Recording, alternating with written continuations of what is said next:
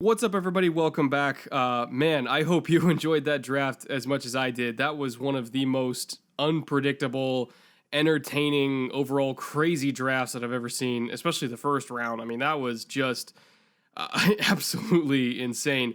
But I had a ton of fun watching it. I had a lot of fun watching my mock draft be completely irrelevant within the first 5 minutes, especially with Baker Mayfield going number one. So, today in our kind of post-draft recap podcast-ish type of episode, I'm not really doing any video or anything like that. I just want to kind of talk through my thoughts on a lot of these draft classes that I really liked. I'm not going to talk so much about the ones that I didn't like. I could spend a long time kind of shitting on the Raiders and the Patriots and, the Terrell Edmonds pick instead of Lamar Jackson. I could talk for a long time about stuff that I'm kind of questioning and criticizing. But instead, I want to keep it more positive and talk about the things that I really liked. So, first things first, I don't hate the Baker Mayfield pick at number one. I had him going number two overall to the Giants, so I wouldn't really call it a reach to have him going one spot earlier. I'm really just more surprised than anything else because I love Sam Darnold so much, and so does everyone else. But, me being surprised about it doesn't really mean that it's a bad pick. He's accurate, he's mobile, I love his feet, they're very quick, they're very disciplined, his arm strength is great, super underrated arm. If he was 3 inches taller and never planted that flag in the Ohio State field, I'm sure all of Cleveland would be ecstatic with this pick, just like I would be, but, give it time, and I think he's going to prove that he was very much worth that number one overall selection. I can't promise that he'll be as good as Sam Darnold, but it's like the difference between having, at least to me, Ben Roethlisberger and Eli Manning. If both go to the Pro Bowls and win championships and get all pro and accolades and all that kind of stuff, they're both going to the Hall of Fame, does it really matter which one goes first in the draft? Probably not. So at the end of the day, the Browns got their franchise quarterback, and that's what's really important here. So, actually, I will say what I do disagree with a little bit was the Denzel Ward pick at number 4. But overall, I really do like this Browns draft class in a vacuum. They got a quarterback, they got a corner. Even if he was a little early for that corner, it's fine. They got one. They really needed one. They got a running back I really like in Nick Chubb. They got a guard in Austin Corbett, who's really nasty through the whistle. If every one of their picks hits, it's a big if, but if every one of their picks hits, this could be a franchise-changing class for the next decade. So, good job by them. I thought they took some chances. They got their guys, and if they work out, this is going to be a really scary team. But I guess we've said that about Cleveland before. Whatever. We'll see what happens. I don't want to throw shade. Anyway, moving on to the Giants, who picked right after them. I'm a little less enthused by their class, but in a vacuum, they made a lot of really great picks. So I do want to talk about that. I like their picks, but I also didn't at the same time. Saquon Barkley is the best player in this whole draft, of course. We know that. Will Hernandez is a mauler at guard. I kind of expected him to go in the first round. I personally had a high second round grade on him, so he went at the right spot by my value, but I still thought he was going to go earlier than that. Lorenzo Carter is a really high upside project at outside linebacker who can both rush the passer and cover in space, and I love B.J. Hill as an interior rusher to kind of add onto that defensive line as well. My problem is, however, and I got to say this delicately, you've got a 37-year-old quarterback who maybe has 2 or 3 years left at most in his career. You've got a prime opportunity to draft his successor and develop him at a good pace on the bench. And instead, you're trying to cash in all of your chips and go for the playoffs right now. And believe me, this team could be a playoff team. They're incredibly talented, especially with their additions in the draft, and they have just as much of a chance at the division as the Eagles, in my opinion. They're very talented in a lot of key areas. But it doesn't really sit right with me that they basically just sacrificed their next 15 years in favor of the next 2. Kyle Lauletta is a decent prospect at quarterback. He's got a lot of traits you like in a developmental bench quarterback, if I can actually talk. But if you've got a shot at a 20-year-old Sam Darnold and you pass on it, that just kind of bothers me. That's why I gave them Mayfield in the mock draft. You only get so many chances at a franchise quarterback. You might as well take them. The Giants are a great team. They were way better than their record last year. I think that was just primarily because of Ben McAdoo being totally incompetent. And if you saw them in the divisional round of the playoffs this season, I wouldn't really be that surprised. But in 5 or 6 years, if Lauletta doesn't far exceed his expectations, they're going to feel the impact of passing on Sam Darnold and potentially also Josh Rosen. To me, that was by far the biggest gamble that any team took in this whole draft. And it's not a gamble I would personally make. So, individually looking at their picks, I really liked their picks. It's philosophically that I kind of have a disagreement with them. So I wanted to touch on that and say that, yes, they had a great draft, but they also might regret having that great draft, if that makes sense. So we'll see what happens. For all we know, Sam Darnold's going to bust and they're going to look like a genius. But I don't know. It's tough for me. And you could say the same thing about the Broncos. They had a shot at Josh Rosen and passed on him in favor of Bradley Chubb. And, if I'm going to grade their class, I almost have to do it in two different ways, just like I did with the Giants. In one way, they got phenomenal value at almost every pick. Chubb is a fantastic edge rusher. Cortland Sutton and Deshaun Hamilton are a really good future 1-2 punch for them at receiver. Royce Freeman and Troy Fumagalli fit their system like a glove. I even love the Isaac Yiadom and Josie Jewell picks too. In a vacuum, on a pick-by-pick basis, you could argue that the Broncos had the best draft in the league. However, and this is a very big however, admittedly, if Case Keenum flames out and Josh Rosen goes on to have a Pro Bowl career for the Cardinals and set them up for success for the next decade and a half, will all of those picks be worth it? I'm not really sure about that. Hell, would just the Chubb pick alone still be worth it? I still don't think so. If you kept every single pick they made and just swapped out Bradley Chubb for Josh Rosen, you could look at this Broncos draft as potentially historically good on paper. But without Rosen in the picture, it's all just one giant gamble. The Broncos, just like the Giants, like I said earlier, are playing with, in my opinion, a lot of fire right now by passing on their futures in favor of the present. And anything short of a Super Bowl win for the next 2 seasons is unacceptable if I was a Giants or a Broncos fan. The only thing that can really justify passing on a potential franchise quarterback is winning the Super Bowl immediately. So we'll see if they can do that. If one or even both of them can win a ring in the next few years with this kind of all-in mentality, that's great for them and I'll give them credit for taking that shot. But if they fail and Darnold and Rosen, even Josh Allen or Lamar Jackson find success, trust me, people are going to get fired for that. Not even John Elway could survive that if this risk does not pay off.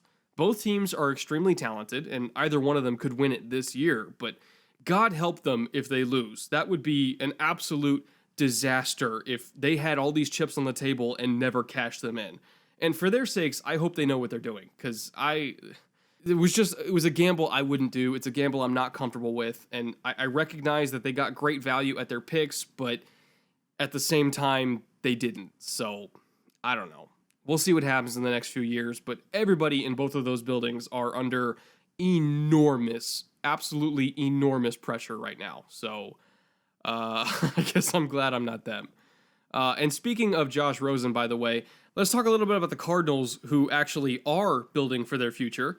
They got a legitimate franchise quarterback prospect at 10th overall after coming up from 15, and all they had to do was give up an extra third and a fifth. I mean, how the Raiders let them get away with that, I will never understand.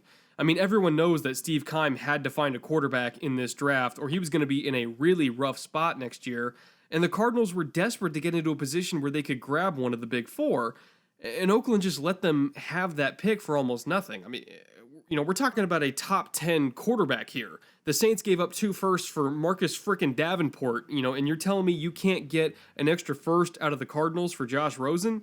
That's just unacceptable. I mean, great job by Steve Keim. I'll say that on the side, just for him getting Rosen so cheap. But Reggie McKenzie could have and should have gotten way more for that pick. Way more. Like, not even a question, he should have gotten way more. And on top of basically stealing a new starting quarterback, the Cardinals also got a really good young receiver for Rosen to grow with in Christian Kirk in the 2nd round, and a young center for him in Mason Cole in the 3rd. There's your nucleus of the future right there. Arizona only had 6 total picks because of that trade-up, but they got their nucleus, and they didn't have to give up any future picks to do it. As far as I'm concerned, that's a phenomenal draft, just for that reason alone. They got their nucleus, and they got it for cheap. So, excellent job by Steve Keim. He really knocked it out of the park, and it's going to be a long time before we see somebody move up into the top 10 for a quarterback for that kind of value. Just phenomenal job by them. Now, since we're on the subject of teams trading up to secure their future, let's talk a little bit about the Buffalo Bills. Before we get into what I really liked, I could give them a lot of crap for passing on Rosen in favor of Josh Allen at 7th overall. I went on record multiple times saying that I would not take Allen inside the top 10, and that I was struggling to take him even at 12, where the Bills originally picked. In a vacuum, I really do not like that value, and I could tear them apart for that for a long time. But I won't, because this team somehow managed to get Tremaine Edmunds at the 16th overall pick. They give up a third rounder to move up from 22, and they got there. And that, to me, for a future all-pro linebacker that can do literally everything on the field, that is incredible value. Edmunds was one of the elite players in this class, and one of the most gifted linebackers that I've ever seen coming out of college. And if you told me that the Bills got him at 7 instead, I would have said that's a great pick. So, in my own head, that's what I'm going to do. I'm going to pretend that Allen was the pick at 16, and Edmunds was the pick at 7, and just that kind of little switch makes me feel a lot better about this draft class. On top of that, they have all of their assets intact for next year's draft, and they also got a defensive tackle I really love in Harrison Phillips in the 3rd, which was another simply incredible value. So overall, I'm a fan of how the Bills drafted here. I would never, ever pass on Josh Rosen like they did, but at least they took a quarterback. At least they attempted to secure their future, so I can't really knock them that much for it. And even if Allen doesn't pan out, they still got a future All-Pro in Edmunds, or at least a future All-Pro in my opinion, and a potential successor to Kyle Williams in Phillips. It's not the perfect grade A kind of class you hope for, but it's a good class with an absolute ton of upside.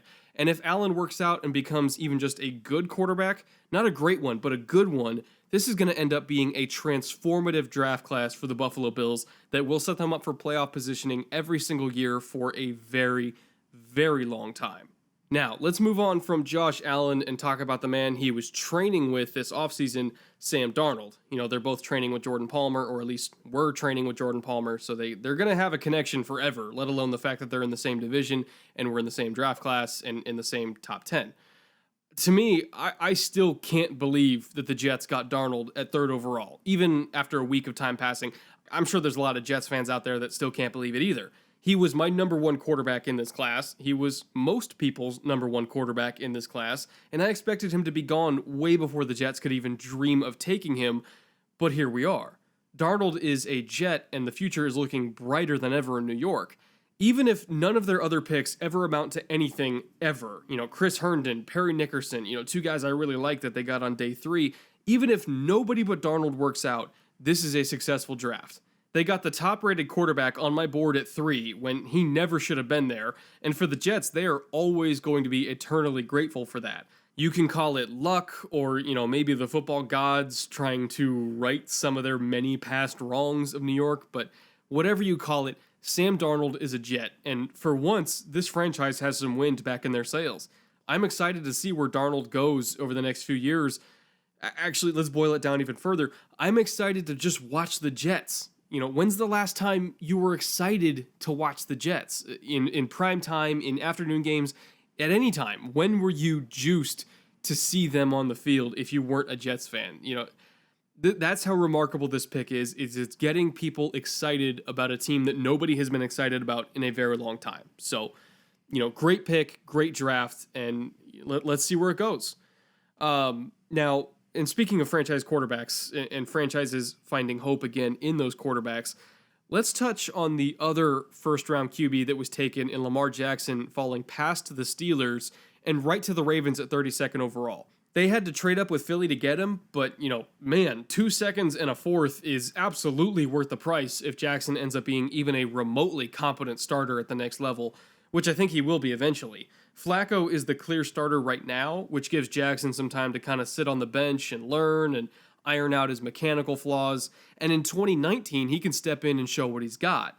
Whether he can be anything more than just a supercharged version of Tyrod Taylor, I have no idea yet, but the potential is there, and in my mock draft, I said that I felt like the Ravens were in the NFL version of purgatory with no way out, but believe me, Lamar Jackson can bring them out of it if he develops properly. I would not have taken him at 16 because the risk is magnified more with every pick higher in the order, but I'm definitely comfortable taking him at 32, especially since it only costs 2 seconds and a fourth to get there. On top of that, the Ravens also got Hayden Hurst, my top-rated tight end at 25. They loaded up with offensive line depth with Orlando Brown and Greg Senat and Bradley Bozeman. They got another good tight end on day 2 with Mark Andrews. They picked up some linebacker depth with Kenny Young in the 4th.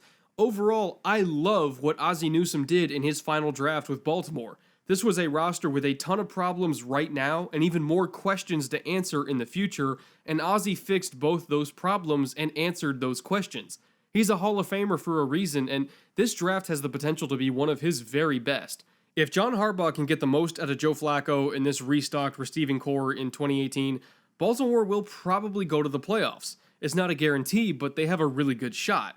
However, if Harbaugh can also get the most out of Lamar Jackson, they're never going to miss the playoffs again for the next decade. That's the kind of class this can become for the Ravens, and I tip my hat to Ozzie for showing everyone that even in his last year on the job, he's still got it. He's definitely still got it, and it's going to be a shame to see him gone, but man, he's still Ozzie. He's still one of the best. But anyway, let's talk for a second about another draft that I really liked from one of Baltimore's biggest rivals, the Bengals. Cincinnati quietly had a really, really good draft haul, starting with the selection of Billy Price in round 1. I personally mocked James Daniels to the Bengals in round 1 last week because I felt like he was more athletic than Price, but it's not like Price is not athletic, so he's still a really good pick. He's great as a puller, he can mirror really well in pass protection, and he's a little stronger than Daniels, so I think he'll stand up a little bit better against bull rushes, and he can keep a cleaner pocket in general. So overall, I love the pick, and I think he's going to be a fixture on that line for a really, really long time. Beyond Price, though, Cincy also managed to snag a fantastic free safety in Jesse Bates all the way in the 2nd round, which was a full round later than I expected him to go. He's going to play center field for this defense from day 1, while George Iloka plays strong safety, and I wouldn't be surprised if Bates leads this team in interceptions as a rookie. He's very, very gifted, and in my opinion, these first 2 picks by the Bengals were as good or better than every other team in the league. Every team, even the ones that got quarterbacks. This was a slam dunk 1st and 2nd round combo by them. But they still were not done because they also managed to grab Sam Hubbard and Malik Jefferson back-to-back in the 3rd round, giving them much-needed depth at defensive end and will linebacker. As we all know, Vontaze Burfict is suspended again to start the season, so Jefferson's going to get plenty of playing time in the first month, and Hubbard will probably get a lot of snaps as a rotational piece on that D-line as well. So both of those picks were very prudent, not just for depth, but also for giving this team some potential future starters, down the line. Overall, the Bengals they nailed this draft. They absolutely nailed it. And they did much better, in my opinion, this year than last year. If you remember last year at this time, I killed the Bengals for taking John Ross in the 1st round, and a lot of Cincinnati fans jumped down my throat in the comments for trashing that pick, but I was kind of right. Ross did not exist as a rookie, which is what I was afraid was going to happen, and that's what happened. But, I believe in being fair as an analyst, and as much as I did not like their draft last year, I loved their draft this year. This was a makeup draft for me, and they killed it. If Ross ends up working out in the end, great. But, with the offseason that the Bengals have had so far, totally rebuilding their offensive line and parts of their defense, they don't need Ross to work out to find success. They'll be able to run the ball, they'll be able to play defense, and they'll be able to get back to competing for the division. So, great job by them. Phenomenal value at all of their picks. They did a truly masterful job. And speaking of competing for the division, I want to touch on another team that had a truly remarkable offseason right up there with Cincinnati. My God, have the Bears had one hell of an offseason. This was a team that I liked a lot going into 2017, and I expected them to do a lot better than most people thought they would. And then half the roster got hurt by week 6, and they just didn't have enough talent to compensate, so they lost a lot of games. But the core of what I liked about that team is still there. It's still there, and now it's amplified tenfold. They got a totally new receiving core from Mitch Trubisky, who showed flashes of being a good young quarterback last year at times. It wasn't consistent, but there were flashes, particularly with his mobility and ball placement. I like that a lot. Last year, he was throwing to Marcus Wheaton and Kendall Wright, and now he's throwing to Allen Robinson, Taylor Gabriel, and a rookie that I loved in that pick that they got in the 2nd round, and Anthony Miller. They also got Trey Burton there to go along with Jordan Howard and Tariq Cohen. all things considered, this offense has more weapons now than they have maybe at any point in recent history, and that includes the years with Brandon Marshall and Alshon Jeffrey and Matt Forte. Trubisky is going to have a ton of options to choose from, but what maybe excites me more than just having a bunch of people to throw to is this Bears offensive line in 2018. One of the best picks in the whole draft was James Daniels in the second round.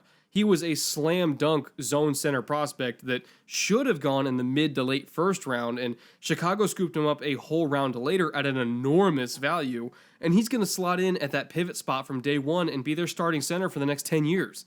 I liked Cody Whitehair at center, by the way, just for the record, but Daniels is just flat out more athletic and can do more at that position, so it makes a lot of sense.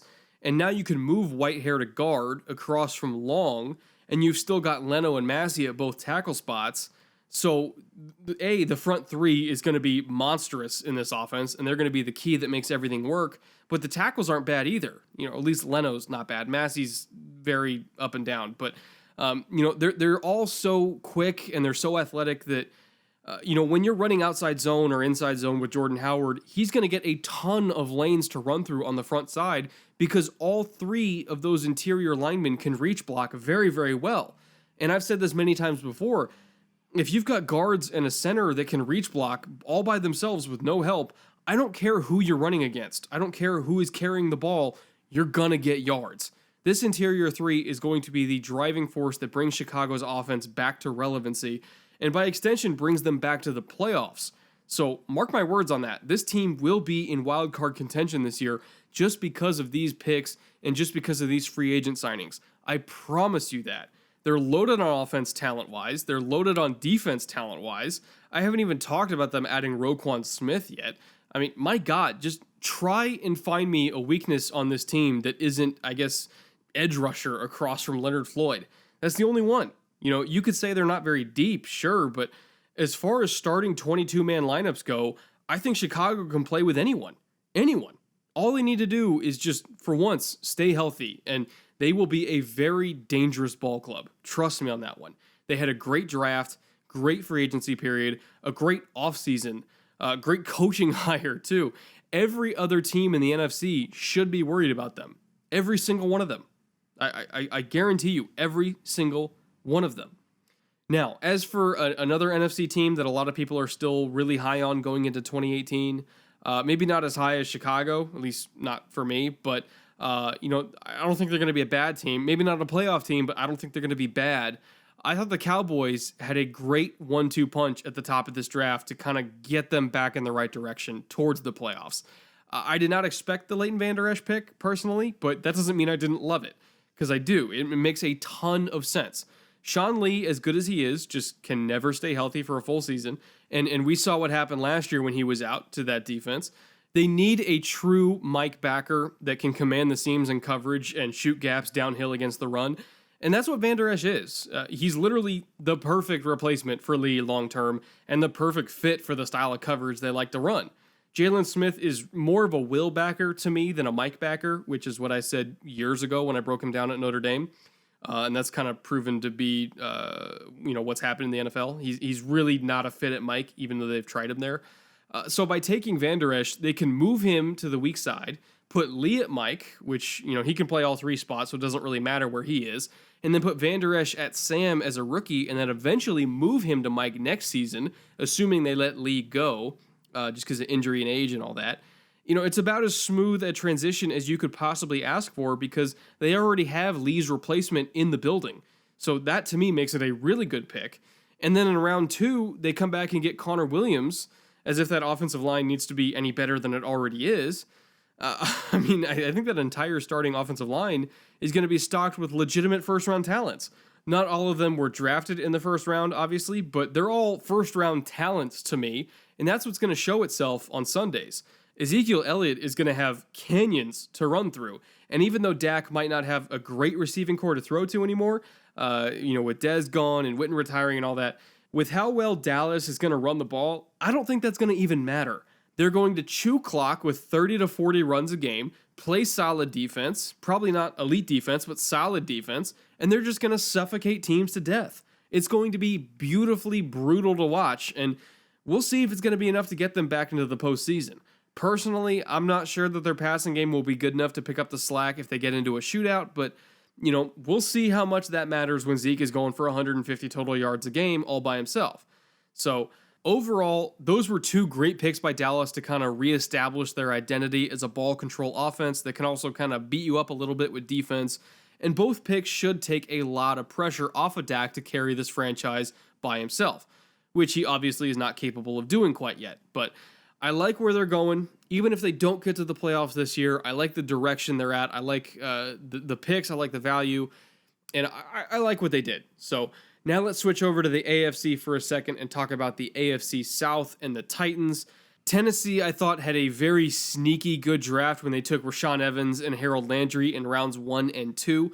Their linebacker situation, both inside and outside, was, in my opinion, very desperate, and it was really smart of them to bolster both of those positions in this draft, early. Evans in particular, he's a really fast run and chase kind of pursuit backer, so he probably fits on the weak side inside linebacker in that scheme. As long as Wesley Woodyard does his part to kind of keep Evans clean, you can probably mark him down for 90-plus tackles right now. And Landry I still can't believe he fell to the second round. He's a super fluid, super bendy edge rusher that reminds me of a slightly less explosive Von Miller. I personally thought he was going to be a top 10 pick. So, to see him fall all the way there, was it 35? No, somewhere in the 40s, maybe even, wherever he was in the second round. That's an incredible value. And in my opinion, he'll probably be a double-digit sack guy right out of the gate. I mean, right out of the gate. The Titans got a massive, massive steal here. He's going to pay off early and often, and I still cannot believe he fell to them, and they just had to trade up a little bit to get him. Tennessee only had 4 total picks in this draft because of those trade-ups. One was the 6th rounder on Luke Falk to be a developmental backup for Marcus Mariota, by the way. But man, Evans and Landry as a combo on days 1 and 2 was good enough for me to consider them one of the big winners of the draft. I still don't know if, as a team, they're good enough to compete with the best teams in the AFC, or even the NFC for that matter, but as a roster, they have the talent. The talent is there. They just need some better coaching to get them over the hump, and we'll see if they get there in 2018. They can do it. They just need to do it, if that makes sense. Anyway, while we're on the division, let's talk about the Colts as well. They took Quentin Nelson at 6th overall, just like I thought they would and should, but they also took Braden Smith in round 2, which to me says one thing, and it's that they will never, ever, ever let anyone touch Andrew Luck ever again. They now have 2 very good Pro Bowl caliber starting guards, because I'm still a Jack Mewhort truther if he can come back healthy and play like he did earlier in his career. When he was healthy, he was very good. And they have a talented backup swing guard in Braden Smith, as well as a talented former first-round pick at center in Ryan Kelly, and a solid left tackle in Anthony Costanzo. Forget what you thought you knew about this Colts offense, because that is a damn good young offensive line. Their pass protection is going to be way better. Their run blocking is going to be massively improved, especially because of the addition of Nelson. And for once, Luck is going to have enough pieces around him where he doesn't have to do everything by himself. You still got T.Y. Hilton there at receiver. Ryan Grant just came over. Marlon Mack, I like a lot as a second-year running back, who they got at a big value in last year's draft. They spent a 6th-rounder on Deion Kane, who probably would not have fallen that far if not for off-the-field issues, but he's enormously talented as well. They've got some weapons here. They've got weapons. It's not the best collection of weapons in the league, probably not even the best in their own division, but it's enough. For Andrew Luck, for as good a quarterback as he is when he's healthy, that's enough, trust me. And on defense, they just threw a billion picks at the front 7 to try to fix that mess. Tyquan Lewis, Kamoko Toure, Darius Leonard, Zaire Franklin. I mean, the list goes on and on. Obviously, not all of them will work out just because of math and statistics, but the Colts spent 5 picks on that front 7 so that at least some of them are going to stick. And they also got Malik Hooker coming back from his knee injury last year, and he was having a great rookie season before he got hurt. Quincy Wilson showed some flashes at corner. I mean, they've got young talent here on defense. Again, it's not the best talent in the league and not even the best in their own division, not by a long shot, but there is talent. The Colts, as long as Andrew Luck is healthy, finally have enough talent to be competitive again. They're going to finally start maybe winning some games again. Will they be a dominant force? Probably not. But this roster is no longer a joke to me. They can and will be a hard team to beat if Luck is back under center. Trust me on that. So, if you're playing them this year and you're not in the AFC South, don't just automatically pencil them in as a win, because I guarantee you they're going to surprise some people. As long as Luck is there, they will surprise some people. And speaking of sneaky AFC teams that are going to be annoyingly hard to beat, let's talk about the Dolphins for a minute and what they just did in the draft.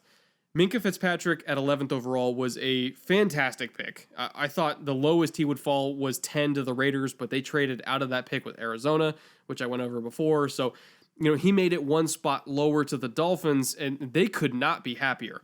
I think everyone in that building knew that they were not going to get a quarterback because realistically none of the big four would fall to them, which they didn't, and they were not desperate enough to try to outbid the Cardinals for a trade up, and let alone the Bills. They didn't even have enough capital for that. So, in my view, they probably just approached this pick with a pure best player available mindset. They knew that because the quarterbacks would go ahead of them, they would push down a premium player at a different position, and that player ended up being Minkah. So you look at this Miami secondary right now. They've got Rashad Jones, one of the best safeties in the league, and Fitzpatrick, who will be one of the best safeties in the league right next to him. They've got TJ McDonald as a nickel safety / dime linebacker hybrid kind of player, and he can be all over the field. They've got a young corner in Xavier Howard who has a ton of potential and always seems to make at least one big play a game.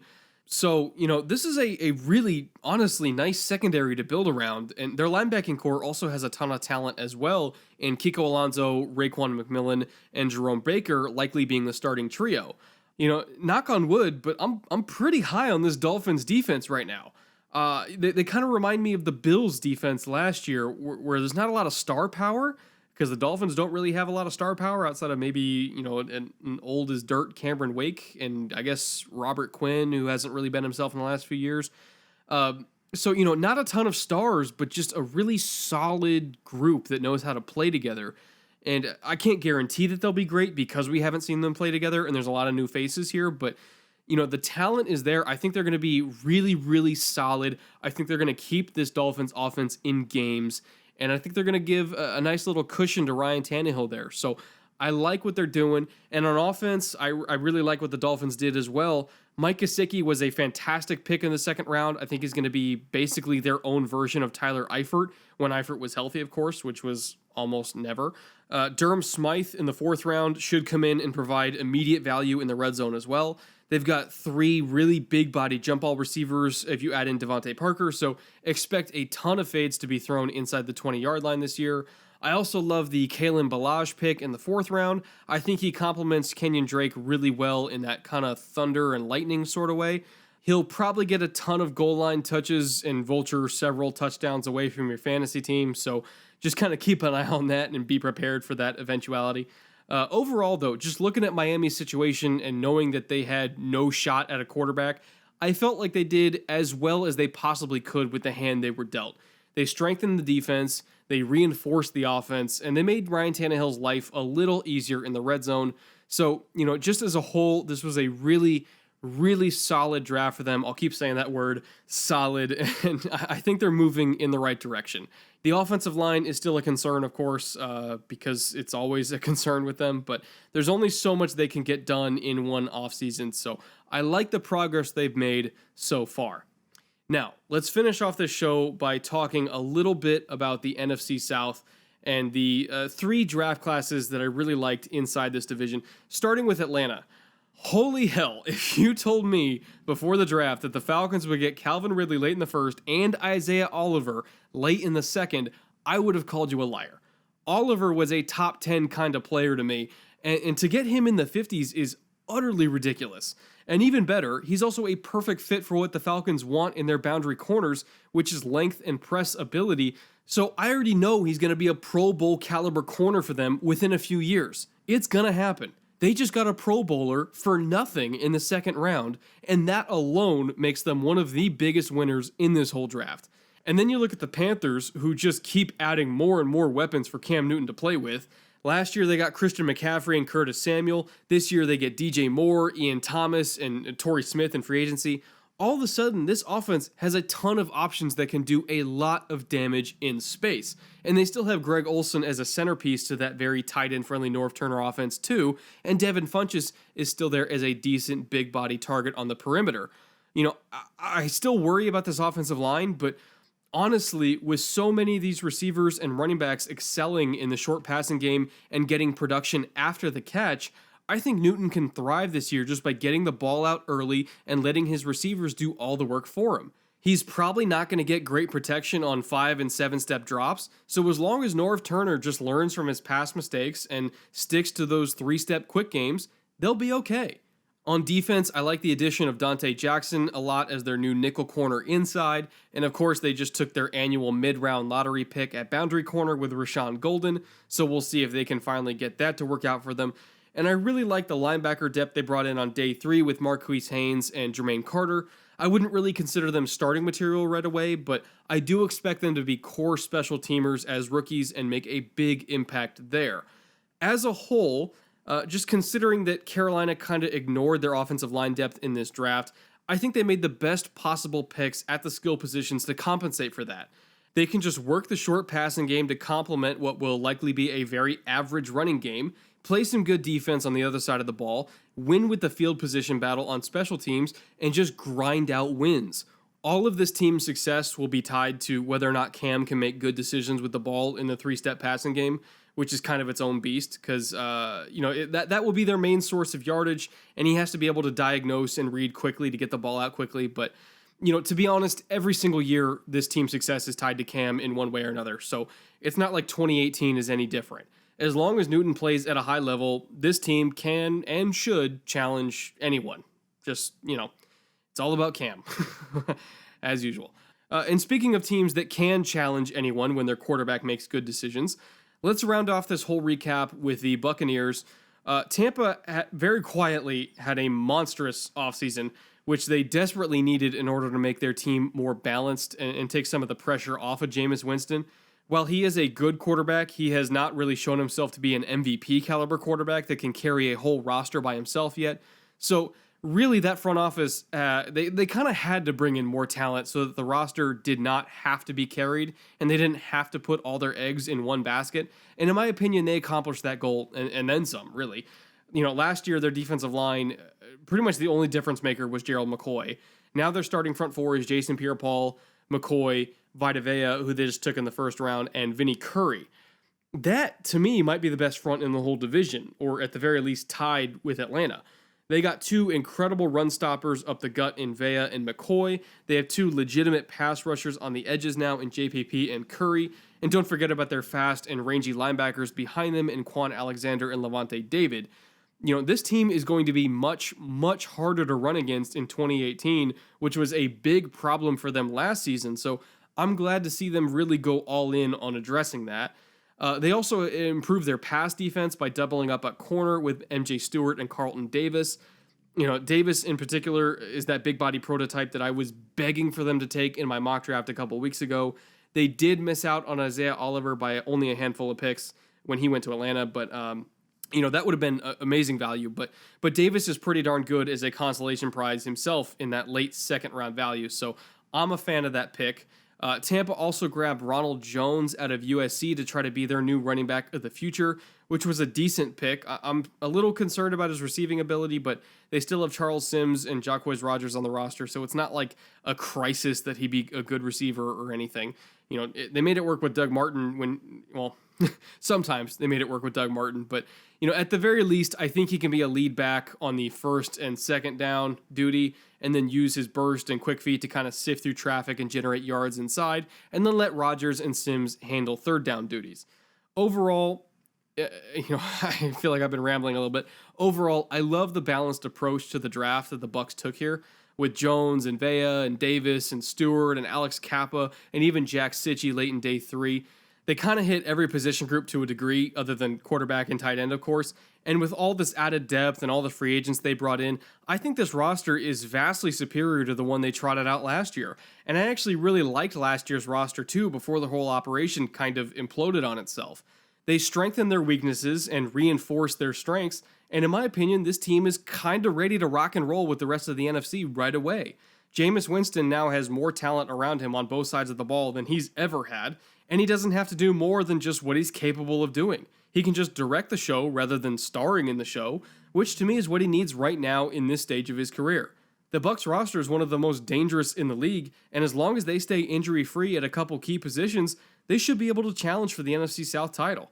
I think this is, in my opinion, the toughest division in football, and all 4 teams have an equal shot of winning it, but I think it says a lot that the 2 so-called weaker teams of the division, Carolina and Tampa Bay, are still stronger than the vast majority of the AFC. If you put Tampa in the AFC, I think their roster is legitimately good enough to be a 3 seed or maybe a 4 seed at worst, but in the NFC South, they might not even make the playoffs. That's how good this roster is and how good that division is in general. All 4 of those ball clubs got better in the draft to varying degrees, and I think between all 4 of them, I have no idea who to choose as the favorite. The only thing I do know is that I loved what Tampa, Carolina, and Atlanta did in this draft, so the Saints have some serious competition if they want to get first place for the second year in a row. The South is going to be an absolute bloodbath this fall, I guarantee it, and I personally cannot wait to see what happens. But anyway, I'm going to cut it off right there because I can I can already feel my voice starting to go. My throat's hurting, and I've been talking forever. But that was about half the league that I went through. Those were all drafts that I really, really enjoyed. Some more than others, obviously. I felt Cincy and Chicago absolutely crushed this draft, and both of their fan bases should be stoked with what they got. But anyway, thank you for watching. Thank you for supporting me on Patreon so that I can keep doing this for a living. You guys are truly incredible and extremely generous. I've got more content coming for you next week. The Film Room series is returning. You're going to be pleasantly surprised, I think, with who the subject is. It's somebody that we don't really talk about much, but I think deserves to be talked about more. So Bills fans, you might want to stick around for that one. Well, at least I think it's going to be him next week. It probably will be, but just stick around anyway. Within the next couple weeks, you're going to like it. But anyway, I'm going to stop rambling now. Thank you again for the views. Thank you for the support. Thank you for the subscriptions. Thank you for everything. And I will see you back here next week. Later.